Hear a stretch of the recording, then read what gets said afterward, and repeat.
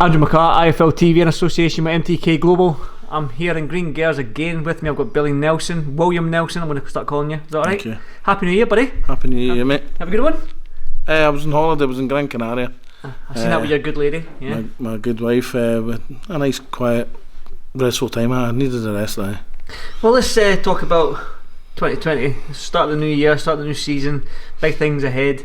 I mean, Martin Bakole, he's a big heavyweight, everyone knows that. He's flying at the moment. 4 wins, 4 knockouts since he signed with Eddie Hearn.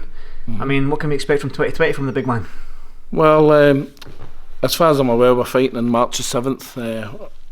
When an opponent should be, a list of opponents should be with me kind of imminently.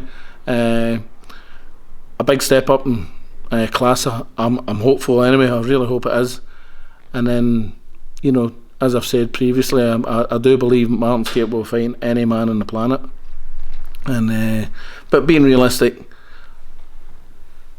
see if we had a good 4 fights this year, maybe 4 good performances this year, I'm positive 2021 will bring a world title fight. I've got to ask you, Billy, because obviously you're very vocal with Martin. You do believe you've probably got one of the best heavyweights in the world. No, I have. Not the best heavyweight. I know. But I've got to be a little bit diplomatic here. I'm only being honest. Of course. Why do you think that when people are talking about fighting Dubois and the Joe Joyces, you know, these guys, Martin's name never seems to come up? Why do you think that is? Because What's you your know how opinion good on he that? is. Daniel Dubois knows how good Martin is. People in boxing know how good he is. Sam Jones knows how good Martin Bakole is. I mean, he's no daft. I know he comes across daft, but he can't be that daft that he doesn't think Martin Bakole is a class act. He's asked you for sparring, didn't he, though? He asked you to help He did, Joyce out for some sparring. I mean, I know there's some sort of there's a Twitter and the banter between you and Sam Jones. Sometimes you look at it and you think, damn, that's quite serious. Sometimes it's playful. I mean, I know you said that you replied to him saying that you're busy, you've got some other sparring with Huey, I believe. We've got Huey Fury going down there on Monday for a minimum of 2 weeks. There's a strong possibility we could be going to spar Alexander Usyk in Kiev. I'm waiting on news for that in the next, possibly next week. I know he's one of the main guys that they're looking at to bring in for sparring. Going back to that, have you never had this busy schedule with Martin doing all the sparring and stuff like that, and Sam Jones tweeted you, would you have took him up on that offer and gone 100%. I've asked for it for 2.5 years. That's true, you have. Again. And then he'd realise why he's been a shrewd man and no took the fight with Martin. Do you think that, I don't know, it's like, do you think Dubois, Joyce and Martin Bakole, they're at the same sort of stage in their career at this moment? Martin's better than the two of them. I mean, like in stage and level and sort of like where they are. They probably are in the career, but I mean, let's be perfectly honest. That Japanese guy rated 13. He wouldn't be 13th best fighter in my house at a party. I'd be 13th. No, how is that guy number 13 in the world? And in training, Daniel's a fine young fighter, and as Joe's a very good fighter, but they're not in the top 10 in the world. They simply know that if they're top 10 in the world, then Martin's got to be top 5. But he's not got the appropriate ranking. I look at the rankings and I see guys that Martin would toy with above him. You want a guy that's ranked then? Somebody that's ranked? Oh, 100%. So you can take his ranking? Oh, of course. We were meant to fight Ngevy Romanov in Monaco, but he pulled out, unfortunately. I think it was personal issues. So maybe that's a fight for March, or the second fight this year. You know, he was number 10 in the WBO. That'd be a great ranking to take. He would stop Romanov. The heavyweight division, obviously after Joshua's win out in Saudi, I'll get your opinion on that. I mean, it's lively again, isn't it? I mean, the big names. Andrew Ruiz has put his name up there. You've got Wilder and Tyson Fury fighting next month. Joshua regaining his belts, 2-time world champion. Dubois coming up, Joyce coming up. I mean, Andy Kovalaki from Brooklyn. Adam Kovalaki. I've asked the appropriate people for that fight, but it looks as though he's fighting Robert Helenius. You know what I mean? I'm sure it was Chisore fought here, and he never threw a punch. He looked disinterested. How is that guy still in the rankings, let alone getting good big fights in New York? We would fight Adam Kovalaki in a heartbeat.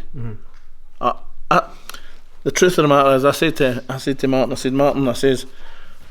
I've asked for this Adam Kovalaki to see if a potential fight for it on March the 7th. I said, we have a wee look at him on YouTube, and he messaged me an hour later. I said, I will destroy that guy. He says, and then he's wrote under it, seriously, destroy him. Adam Cowley. Yes. Oh, which he would.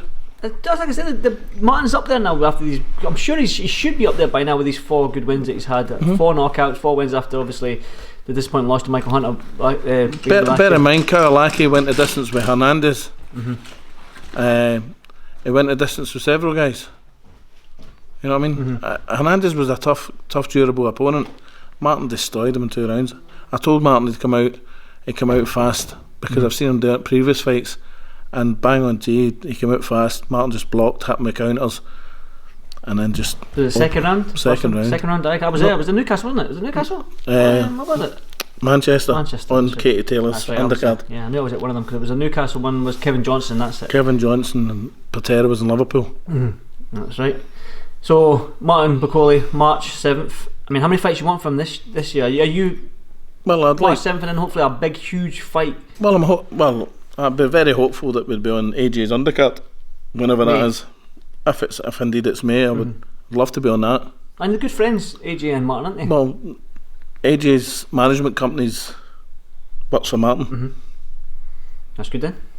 Well, of course. How does that work out? So it makes sense. We'll have to try and fight each other. Why not? I knew you were going to say. Well, that's the thing. I always mention this up because I think. Well, the Congolese government have asked, supposedly, for what I've read on Sky, they've asked for AJ to fight over there to commemorate the Muhammad Ali George Foreman fight that was in Zaire, which is now called the Democratic Republic of Congo, and I'm sure it's the 26th October, something like that. Whether that happens this year or next year. He said that he does want to fight in Africa, doesn't he? He has indeed, because he's got African heritage. That'd be something. That'd be massive. Oh, but when was the last time an African fought for the world heavyweight title? I think it was Francis Botha. That was quite a wee while ago. Now you know, because you're old enough. Well, I am. How old are you now, Billy? You must be, 50, are you? I'm 51. I'm 52 next month. Aye. I was giving you a compliment. I didn't think you were 50. You wear it well. No. Some days. I want to crack on as well. Let's talk about this young man here. I mean, 7-0's a pro, 20 years old, doing all the right things. I mean, what's next for him, 2020? Well, he's now stepped up to 6 rounds. I would like to see him get at least a minimum of 3 6-rounders quite quickly. We're inquiring about a fight very shortly. I'll know on Monday about that. He's definitely on March the 20th in Ian Wilson's show in the St Andrews Sporting Club, and then Danny Vaughan said that he'll be on in the May time on his show. So there's three. If we get the 3 6-rounders in, then I'd like to step up to an 8-rounder in summertime, and then fight for some form of title. A youth title, like an IBF youth title or something along those lines? A world youth title, or a world, silver world title, whatever they're called. Nobody knows what they're called. No, a 10-rounder against, you can, within reason, pick your opponent, but it'd be a marked step up for what he's fought so far. So this time next year, where would you expect young Craig to be? Top 10 and I'll in ask Britain. you the same again with Martin Bakole. Top 10 in Britain. Top 10 in Britain, Martin, this time next year? This time next year, on the verge of fighting for a world title. So basically, you're too easy. And I'll know today if I've got a new addition to the gym. It looks as though it will be. Give me the name. I can't give you a name it's unfair. It's unfair to give you a name now because it's not a done deal, and I wouldn't do that because it's no fair on him, and I'd be made to look a light Tadger if it didn't happen. You always look like a Tadger though. Well, I know, but I'm a good Tadger. I'm a good Tadger. Not a bad. No, explain what a Tadger is, because there's no. A Tadger's a penis. Not everybody's Scottish that watches. So a Tadger's a penis. A penis. A penis. Is that French? Is it? Yeah. I've got to say as well, because you're being that we are Scottish, we're in Scotland. Josh Taylor. I mean, the news yesterday, signing with Top Rank, advisory deal MTK. I mean, what does that mean for the young man? Well, it's absolutely fantastic for Josh, isn't it? I mean, he's got. I'd imagine he'd be guaranteed he'd be fighting Ramirez next, and then you beat him, he's plenty big enough to step up to fight Terence Crawford. You know, I've been for a man that's a Tadger. I've been in the opposite corner to Terence Crawford. No other British boxer can say that. Coach can say that. What a fighter! Best fighter I've seen live, and I've seen some great fighters over the years. What a fight that would be, you know. But he's obviously got to go through Ramirez first. But a fantastic move for Josh. Delighted for him. MTK, a fantastic management company. I've had boxers that managed with MTK, and if MTK say something to them, they deliver, and that's all a boxer can ask for the management side. And you know, if everybody was in boxing was as good as them, it'd be a much better place to work in. No, well said. I totally agree. Talk about Josh and Ramirez. I mean, undisputed world champion. Last person at 140 was Terence Crawford to do that. You'll absolutely cream your pants when that fight comes up, won't you, man? Please come on. You know I would. Oh, what? People think you're taking the piss at me. I'll genuinely listen. You can't wear underwear for a fortnight before that fight. No, I'll buy new underwear. I'll make sure I buy new Josh underwear. Josh Taylor. You're in the shite, Craig, aye. Fuck's sake. I'm a fan. Josh, he's number one fan. I'm a fan of Scottish boxing. Oh, I just feel like back in the day it was always just one. It would be Ken Buchanan, Jim Watt. In fairness to you, Josh Taylor. I want to build everyone. I want to build a young man. I want to build everyone. When I first met you, maybe 2.5 years ago, you're a young man looking to get into this game. You told me to fuck off a few times. and look where you are now. I've never told you to fuck off. No, tell the truth. You haven't. Look where you are now. You've done really well for yourself, and credit to you. Thank you. Brilliant. Same with you. Thanks. We're not used to giving each other compliments. No, this is weird. That sounded wrong. It sounded very wrong. You're still a cunt. What was that? Just kiss and make up, yeah we? Well, come on. So, I mean, beginning of the year, I mean, Josh signing with this big Mark Bakole. We've adopted him as Scots, haven't we? Very much so. So I mean, you've got young Craig coming through yourself. You've got a few Cash Farouk, Lee McGregor as well. Aye. Some quality young fighters coming through. So the Scottish boxing on the whole. And that's the thing, they're young. I think Lee's only 21, 22. You say, Cash 24, 20. Craig, yeah. I mean, so Martin's only 28 for a heavyweight. That's young. Yeah. But there's some big fights out there, you know. Some big fights. I mean, he's my project. The wee man's my project. But this boy that potentially coming to the gym, will bring him on bundles because he's an undefeated. He's had a lot of fights and he's undefeated. I'll bring him on bundles. Good. As Cash Farouk does, as Wasim Mohammed, who's a fine fighter by the way, very strong boy. He's gave him some absolute brilliant man. I was there. I watched the 6th round against him. There's been some top quality stuff. Definitely.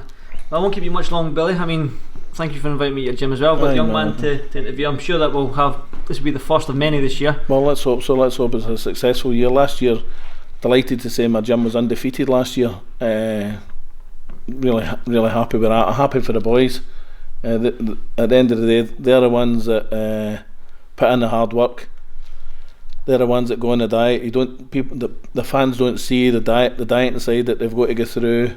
The runs that they've got to go through when it's pushing a rain, blowing a gale, you know. So I'm proud of each and every one of them, and I'm very, very sad to say that David Brophy's had to retire due to an illness, an injury with his eye.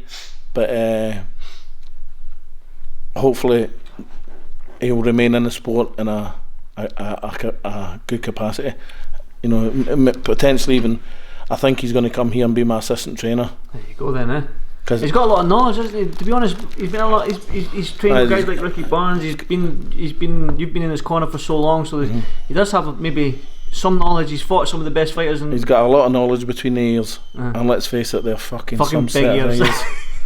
You said that. Well, if he does come here, it'll be good to get a chat with David. He will come here. Brophy. Hopefully, we'll get a chat with him soon. Obviously. Your dog Murphy crying, but he needs a wee walk, does he? No, he's his daddy's boy. He's just a wee sook. Is he? Wee sook. Right, Billy, as always, okay, mate. thank you for this 5 Phil TV, and hopefully I'll catch up with you soon. As always, thank you very much, mate. Cheers.